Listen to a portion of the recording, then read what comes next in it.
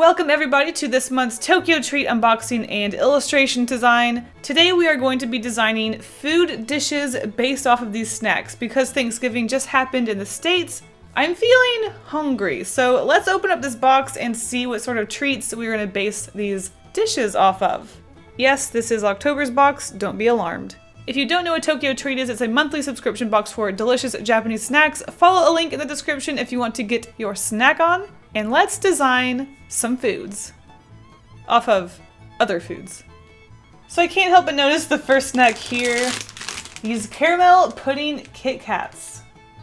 I think caramel pudding Kit Kats might be my favorite flavor of Kit Kats. Wow, that's really good. So to start off with these fictional food designs, this one was pretty basic. I basically just redrew the caramel pudding that the Kit Kat was based off of. But because this is such a simple little drawing, this gives me a chance to explain, I guess, the rest of these foods. So what began as drawing dishes that you might find at Thanksgiving kind of turned into Halloween feast foods. Because all of these packages had cats and mummies and ghosts and witches on it, I was really inspired to make something, I guess, Halloween themed. So yeah, we're going a month back in time and it's Halloween again, y'all.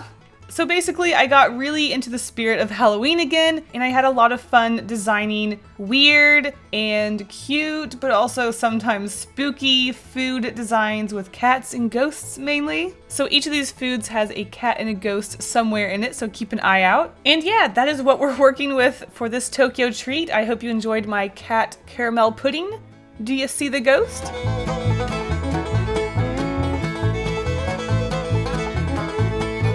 Next up, we have these Calabi Halloween shrimp crackers. It's got a nice kick of shrimp at first, but it's nice and salty. So I don't know about you guys, but I'm an old person, so I really enjoy a nice cheese ball on the holidays. So when it came to these shrimp crackers, I couldn't help but think cheese and crackers, but because they are shrimp flavor, I thought, well, we gotta make it weird, right? So we have a cheese ball, but it's a very fishy cheese ball. It's a cheese ball with fish flavors and shrimp tails sticking out of it. Yum, isn't that appetizing? We've also got a nice little piece of brie cheese next to it and some wonderfully handmade, adorable cat-shaped crackers, which all looks very appetizing to me. And then I think about the fact that that cheese ball is covered in fish scales and there are shrimp tails sticking out of it. Don't get me wrong, I love shrimp and sometimes I like fish, but I don't think those are flavors that I want in my cheese ball and my cheese plate, huh? And then I decide that maybe I will pass on this cheese plate and save room for dessert.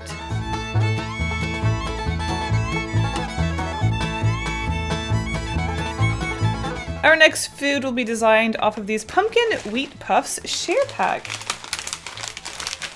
Oh, they're taped! And they are so cute. This is a really interesting snack. It's like crunchy and puffy, but then it kind of melts in your mouth. It's weird, but I like it. For my main inspiration for this sort of dish is that I took the puffiness of that snack and turned it into a pumpkin puff sort of pastry thing. I think normally puff things are more on the sweet side, but I figured pumpkin can be sort of savory if you really want it to be. So I thought I would draw this pastry puff filled with some sort of pumpkin-y center, and then it has some cranberry sauce on the side because why not? I wanted to fill the space in a little bit, and I also put a stick in its mouth. I figured that this was a dish that maybe one of your retired aunts who loves artsy, crafty, artisan foods and browses Pinterest a lot. So she puts a lot of effort into her foods and dishes, and she went out to her yard and got a little cranberry twig and put it in each little puff. To make it look more savory, I tried to add little bits of parsley, but it just looks like it's moldy bread, so what can I say? I learned a lot about painting food when I did these illustrations, so my bread painting gets a little better later on.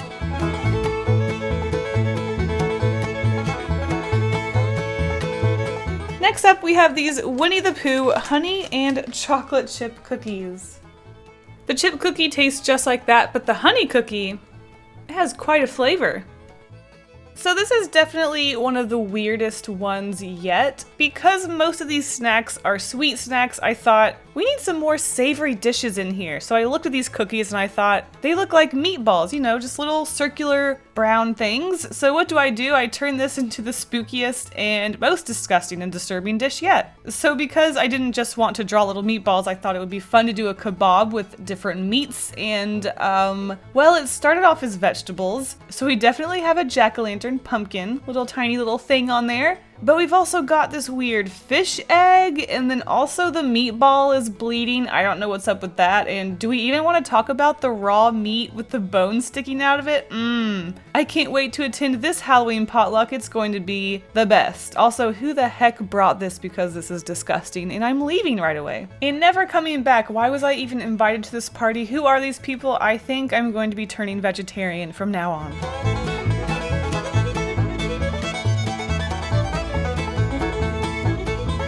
Next are these cute little guys. These are Halloween Potato Pumpkin Gratin. The pumpkin flavor is very subtle, but it's a really good, crunchy, salty snack.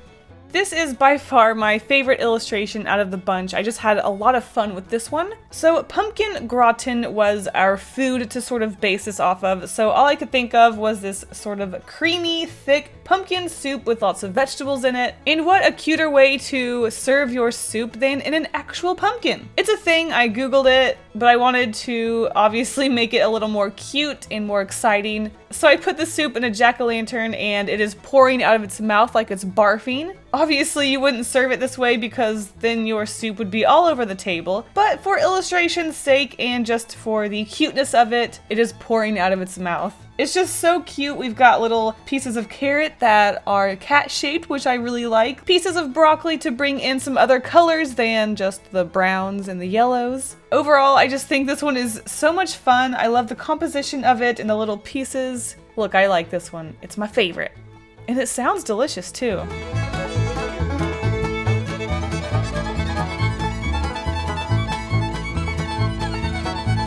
Yes, everyone's favorite up next is our umaibo, which is corn potage or potage? It's corn soup. Once again, umaibo really punches you in the face with those interesting flavors. Okay, look, I'll admit, I don't know how to say this word. Potage? Dave told me one way, but now I'm Googling it and it's the way I said it? I don't know. I don't really understand. Who cares? It's corn soup. So obviously I just drew some corn soup for this one. I thought, well, a corn dish seems like it makes sense for Thanksgiving, but when I think about my family's Thanksgiving, we never have a corn dish, but also corn is a very popular visual you see around Thanksgiving, so what's with that? Actually, don't answer that. I don't want to get too political about Thanksgiving. Let's just enjoy the food and have an excuse to eat a lot of food, right? Anyways, for this illustration, we have a corn on the cob turning into a corn soup. Not much to see here. I just wanted to play around with the flowiness of soup. The ghost is a little corn on the cob holder, which I thought was a cute, small little detail. And this one's kind of whatever. It's kind of cool and flowy, but it's whatever. It's corn soup.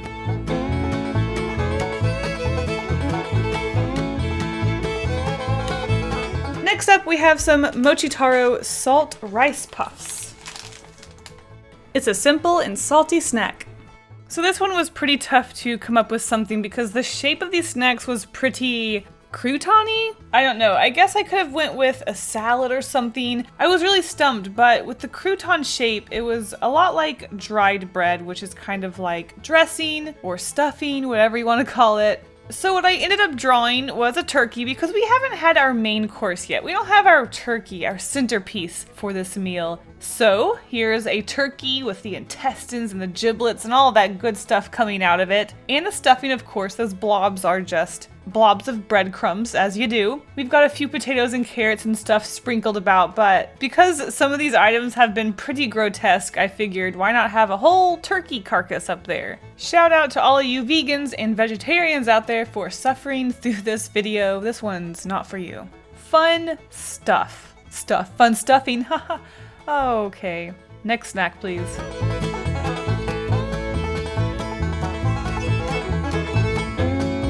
This cute box is next. It's a Sanrio Halloween Papito. It's surprisingly crunchy on the outside and it's got a nice creamy chocolatey center. This is one of those desserts that I basically just redrew what the actual snack was, so a chocolate roll cake. I was hoping to maybe push myself to decorate it a lot more with lots of little decorated sort of sweet things and berries and just decorative chocolate pieces and stuff. But then I just kind of plopped a bunch of whipped cream on top of it and called it ghosts. So I kind of feel like this one's whatever. It's a roll cake with ears. What do you want from me? I also tried to put some more cake texture on it, and wow, that did not go as planned. Like I said, I think I learned a lot about how to paint food when I did these illustrations, so food studies, I will have to do more of those in the future because I definitely like to draw food. It's a lot of fun, especially when you make it all cute like this. Also, I just really want some chocolate cake now, so sorry if I made you guys hungry with this video, but I'm sure you've got some Thanksgiving leftovers you can go munch on, right?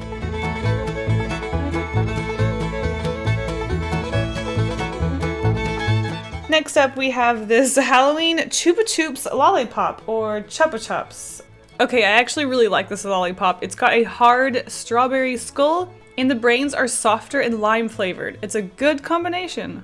So I had a very obvious idea for this illustration, though it is definitely on the more simple side. So our Thanksgiving or Halloween feast needs a drink, right? You need punch or something. I don't normally have punch at Thanksgiving, but this is a Halloween feast. So what better way to serve your punch than in an actual skull? Don't ask me how the liquid stays in the skull without leaking out of the eye holes in the bottom. Either it's magic or this is a fake bowl with clear plastic bits. But also, there are cups floating around. Ooh, it's ghosts. They're drinking the punch.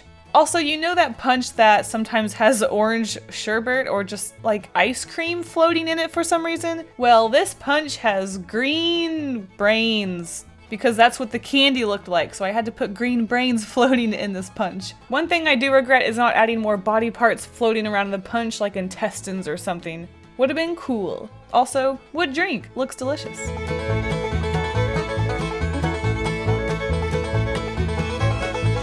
Okay, I am terrified of this.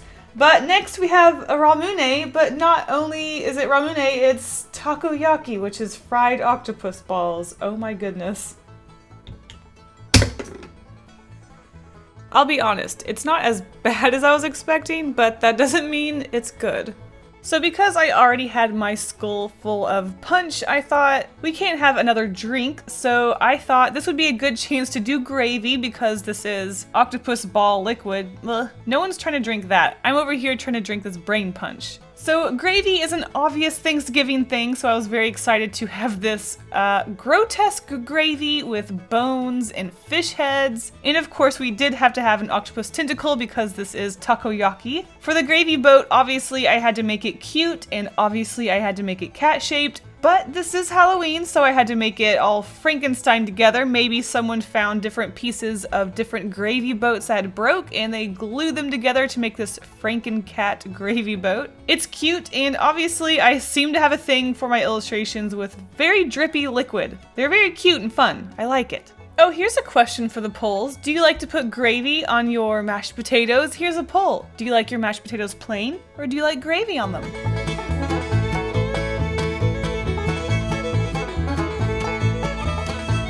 Our next food will be based off of this buttercream roll cake. It's a very moist and sticky buttercream roll cake. For a packaged snack, not bad. Because we had already done the chocolate roll cake from the previous snack, I thought this would be a perfect opportunity to do rolls. I don't know about you guys, but I love bread, and Thanksgiving, you always gotta have rolls. So for this buttercream roll cake, I took the cream and cake out and just made butter rolls. Haha, get it? Butter roll, butter, yeah, okay. So this was a really good chance to practice more with my bread painting, and I have to say, pretty proud of myself for how this turned out. I think I captured a lot of really good textures for this bread. It definitely looks delicious. I definitely want to chow down on these rolls, and they're also really dang cute. It's a very simple one. We've just got some pats of butter that are just floating around the rolls, but I think if I can make something look appetizing, it means it was a successful illustration. Okay, here's a poll. There are 3 rolls left. The cat, the ghost, and the witch hat. Which one do you grab? Something about that witch hat makes me just want to bite down on the top of it, so I would probably go with the witch's hat. Just kidding, I would actually eat all of them.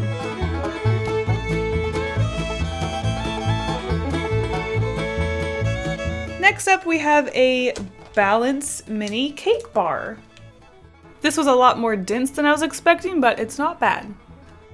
So I didn't want to do just another generic cake because this is a sort of block cake snack, but I noticed that it was cheesecake flavored. It had a tiny little cheesecake picture on the package, and I absolutely love cheesecake. My dad makes a lot of cheesecake. Sometimes he makes 7 different flavors of cheesecakes. So I couldn't go without a cheesecake for this feast. And of course, because we've got all this spooky stuff, I had to include some strawberry, well, you can decide if it's strawberry sauce on top of the cheesecake. And because I was going to suggest that it was maybe or maybe not strawberry sauce, I of course had to decorate it with an axe because that's what you do. I guess I should have put a kitchen knife or something in it to suggest that you were actually cutting the cheesecake. Well, you know how it is. Family member walks in, throws an axe at your cheesecake. Typical Thanksgiving, am I right, guys? Now I just really want some cheesecake. Dang.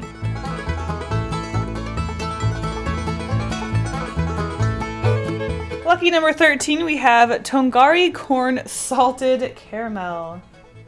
I love these chips. They're kind of sweet, they're kind of salty, and very crunchy. And crumbly. With the shape of these snacks, I had a very obvious inspiration for this sort of dish, cornucopia. You know, one of those things you only see during elementary school when you color them in and stuff, and then you never hear about them again in your adult life? Yeah, those things! So my first thought was ice cream cone, but I didn't want to make this just an ice cream cone sitting there because that's more of a summery thing. So I thought, make it into a cornucopia sundae sort of thing. It would be very adorable, very fun, very delicious, and so appropriate for Thanksgiving. I was just so proud of myself for this idea. Good job, Kasey, good job. These were also caramel flavors, so obviously we had to have some drippy caramel all over these guys. I have been having a lot of fun with drawing caramel in these illustrations. According to Japan, apparently there's a lot of caramel in Halloween, which honestly I'm okay with. Fun fact, I actually did make a pumpkin pie ice cream one year for Thanksgiving, so there you go. I guess it's a thing.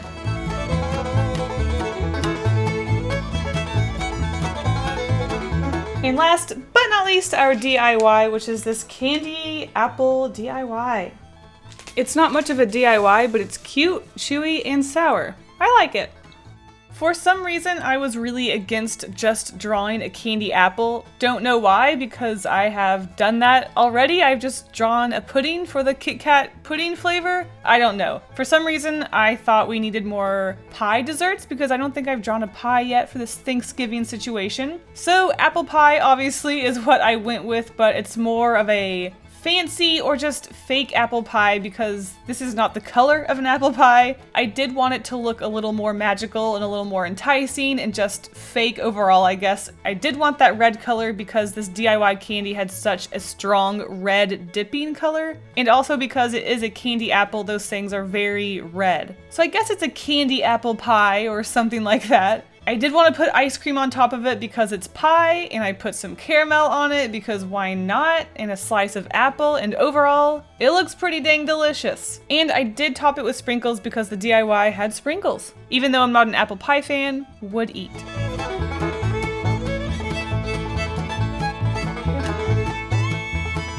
And that is it for her dishes based off of other snacks. I hope you guys enjoyed this. I hope I didn't make you too hungry. I hope you Americans had a good Thanksgiving. I'm thankful for you guys watching this video. Thank you so much for the support, and I will see you in the next video.